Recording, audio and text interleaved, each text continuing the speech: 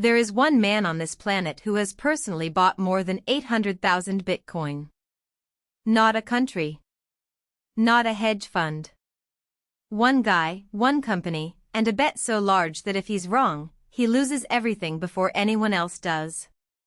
So here's the question we're actually asking today: should you trust him?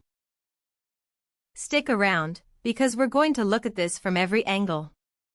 First, why this particular person keeps showing up at the center of every Bitcoin conversation.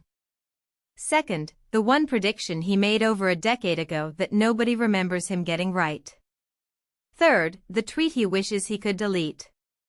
Fourth, the honest case for trusting him, and right after that, the honest case for doubting him. And finally, a simple way to think about where you personally stand in all of this. Let's get into it. The man in question runs a company called Strategy. You might know it by its old name, MicroStrategy, ticker MSTR. Under his direction, that company has accumulated something like 840,000 Bitcoin. To put that in perspective, that's not a number some government treasury or wealth fund is sitting on. It's the output of one person's conviction, expressed through corporate balance sheets, purchase after purchase, for years. His first move came in August of 2020. $250 million, converted into a little over 21,000 Bitcoin. And here's the thing, he never really stopped. Markets rallied, markets crashed, panic swept through the space more than once, and through all of it, the buying continued. Now, before you write this off as just another rich guy with a gambling habit, it's worth knowing his background. He studied aerospace engineering and the history of science at MIT, then spent decades building enterprise software companies.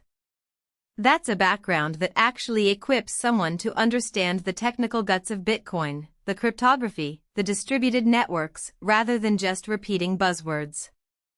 And he's put his entire public reputation behind this one idea. Which raises a question: is this his first big contrarian call? Turns out, no.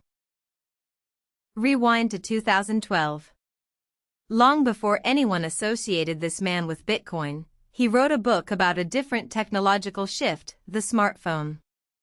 In interviews at the time, he argued that Apple had just built an entirely new ecosystem with the iPhone and the App Store, and that people quibbling over $1 or $2 on the stock price were missing the forest for the trees. His claim: mobile technology alone would generate trillions in new wealth over the next decade, with Apple's stock having room to run roughly 100 times over. Here's the wild part. Apple was already the most valuable company on the planet at the time, worth around $600 billion. Most people assumed a company that size had no room left to grow. Today, Apple sits near $4 trillion in market value. He didn't just guess the direction. He was in the right ballpark on the magnitude, which is the much harder thing to get right. Why does this matter for a Bitcoin story? Because he's now making structurally the same argument about a different asset, that eventually everyone will hold some, and that arguing over today's price misses the point. One giant contrarian call right could be luck. The same shape of argument, twice, a decade apart, starts to look like a pattern in how this person thinks. But let's not pretend he's been right about everything, because he hasn't, and this next part is honestly the most interesting piece of the story. Back in December of 2013, when Bitcoin was trading somewhere around $900, he posted publicly that Bitcoin's days were numbered, comparing it to online gambling, implying it was headed for the same fate, meaning shut down or stamped out. Fast forward about 7 years. He starts buying Bitcoin at roughly 10 times that price. Naturally, the internet dug up the old post and threw it back in his face. What matters here is how he responded. He didn't delete it or spin an excuse. He said, in public, that he had no idea what he was talking about back then, and that he'd been an idiot. No hedging. Just an admission. That tells you something about how to evaluate him. His credibility isn't built on being right from day one. It's built on being willing to be spectacularly wrong, say so out loud, go study the thing he dismissed, and reverse his position based on what he learned. That's a different profile than someone who just got lucky and never admits fault. Okay, let's build the actual case for trusting this person, point by point.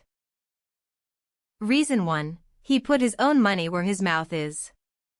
840,000 Bitcoin isn't a tweet, it's a balance sheet. His personal financial fate is now inseparable from this thesis being correct. Reason 2. The public confession. Most public figures bury their bad calls. He turned his into a punchline about himself, on the record, which is a strange thing to do if you're just running a marketing angle. Reason 3. There's an actual intellectual framework underneath this, not just vibes. He talks about entropy, thermodynamics, the history of money, and weaves them into a single coherent worldview. Whether or not you buy the conclusion, it's not improvised, it's been refined publicly over roughly 6 years of interviews and debates. Reason 4. The price action, so far, has repeatedly lined up with his prediction. Since he started buying in 2020, the trajectory has generally moved in the direction he called. That doesn't prove he's right forever, but a thesis that keeps getting validated isn't nothing. Reason 5. His conflict of interest is sitting in plain view. Everybody knows he benefits when the price goes up. There's no hidden agenda here, it's the most transparent bias imaginable, and transparency about your own incentives is itself a kind of honesty. Now, the case for skepticism, because a balanced take requires both sides. Reason 1. He is, by definition, the most invested promoter of this asset on earth. Every time he opens his mouth, it functions as advertising for his own portfolio. His words and his net worth cannot be separated. Reason 2. He tends to radically oversimplify. The never sell, just keep buying, it only goes up framing ignores that different people have different timelines, different liquidity needs, different tolerance for risk. A blanket rule applied to everyone isn't sound financial advice, it's a slogan. Reason 3, and this is a big one, critics point out that his thesis is structured so it can't really be proven wrong. If the price drops, the answer is always just wait longer. A framework immune to any counter-evidence starts to resemble faith more than analysis, and that's a legitimate methodological concern. Reason 4. His particular flavor of Bitcoin advocacy, often dismissive of other crypto assets, happens to line up exactly with what benefits his own holdings. That doesn't make him wrong, but it's worth noticing the incentive. Reason 5. There's simply no long track record at the scale to lean on. Bitcoin is still only about a decade and a half old. Whether an argument about entropy and civilizational money shifts holds up over 50 or 100 years is genuinely unknown. Nobody, including him, actually knows that yet. Now let's flip to the other side, the people who call Bitcoin an outright scam. Very few of them arrived at that conclusion after seriously working through the material. Real due diligence means reading the original design document, understanding the history of money, grasping the physics behind proof of work, and reckoning with the fixed 21 million coin cap. Someone who actually does all that and still lands on total scam is rare. Most loud critics fall into one of two camps: people applying decades-old financial frameworks without updating them, or people who skimmed just enough to confirm what they already believed. Here's an uncomfortable twist: some of the most confident critics are the most credentialed economists, journalists, veteran finance professionals. They have the vocabulary to sound authoritative. But deep expertise in the old financial system doesn't automatically transfer to this new one. Sometimes it's a disadvantage, because the more embedded someone is in how things currently work, the harder it is to imagine them working differently. Expertise can quietly become a blind spot. So here's a simple framework for figuring out where you stand, using 3 types of people. Type 1, call them the drive-by. No money in it, no real study, just a headline they scrolled past that shaped an opinion they'll never revisit. This describes most casual critics, no skin in the game, no real accountability for being right or wrong.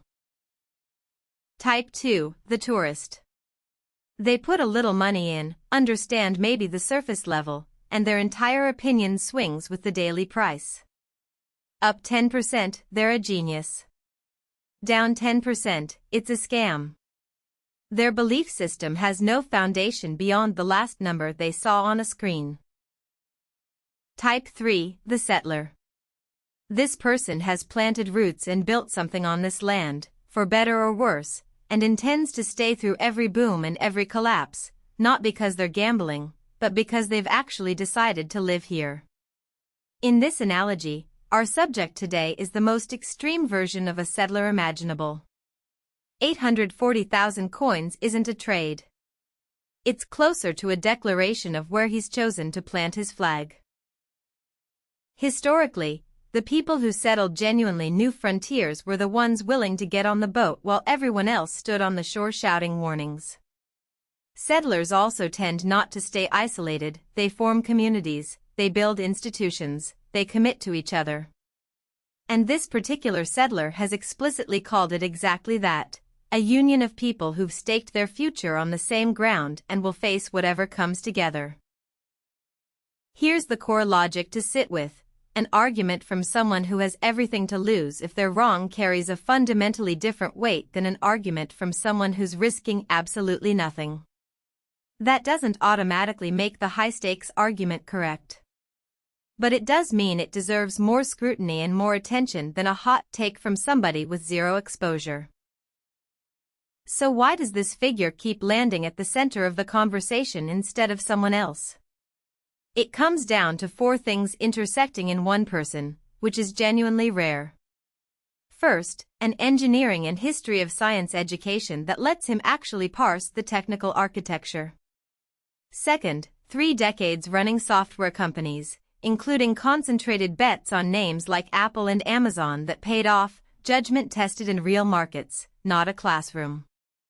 Third, roughly 6 years of near-obsessive focus on this one subject, hundreds of long-form interviews, a widely watched multi-hour conversation with a well-known podcast host, and an accredited educational platform he's built that has reportedly reached millions of students. Fourth, and maybe most important, the sheer size of his exposure. If the thesis collapses, he goes down first. None of that guarantees he's right.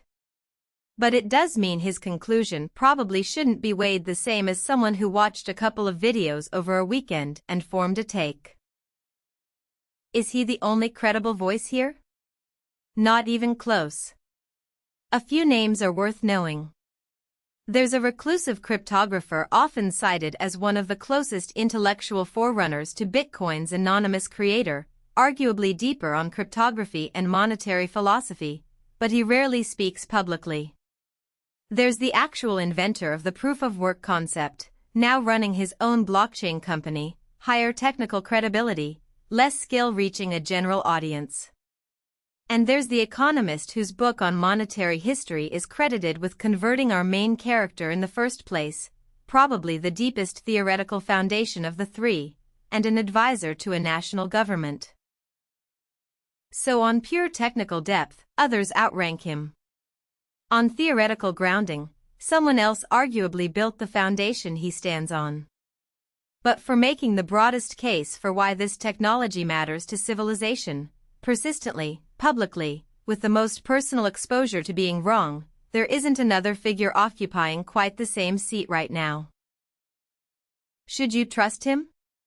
That's ultimately not a yes or no question you can outsource to somebody else, even someone this deeply embedded in the subject. What you can do is weigh the evidence honestly, a real track record of contrarian calls, a documented willingness to admit error, an internally consistent if unfalsifiable framework, an obvious and fully disclosed conflict of interest, and a total lack of historical precedent at this scale. Take all of that, filter it through your own risk tolerance and your own research, and land wherever the evidence actually takes you. This video is for informational purposes only and is not investment advice. All investment decisions and their consequences are your own.